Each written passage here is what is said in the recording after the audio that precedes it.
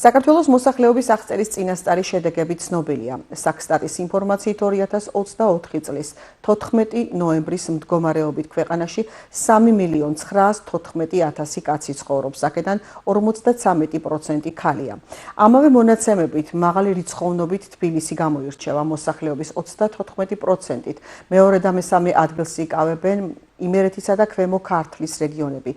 კახეთში კი საერთო რაოდენობის 7.7% ცხოვრობს.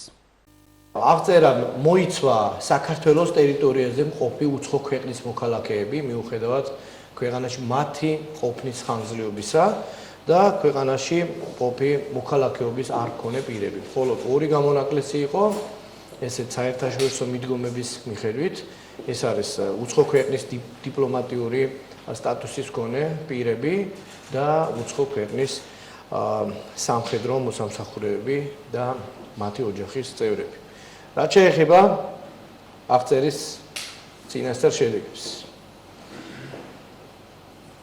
მოსახლეობის რიცხოვნობა აღწერის შედეგების მიხედვით გახლავთ 3.914.000 კაცი. მათ შორის 53% არის ქალი, ხოლო 47% არის კაცი.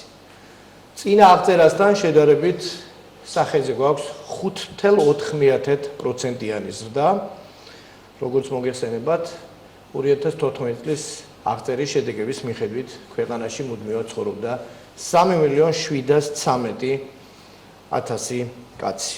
ანუ ზრდა არის დაახლოებით პლუს 200.000.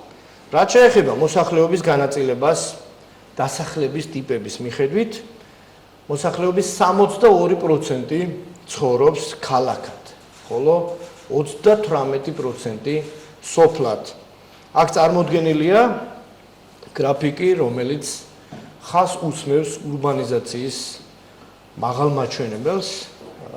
წინა აღწერასთან შედარებით აღნიშნული მაჩვენებელი 5%-ული პუნქტით არის გაზრდილი 57-დან 62%-მდე.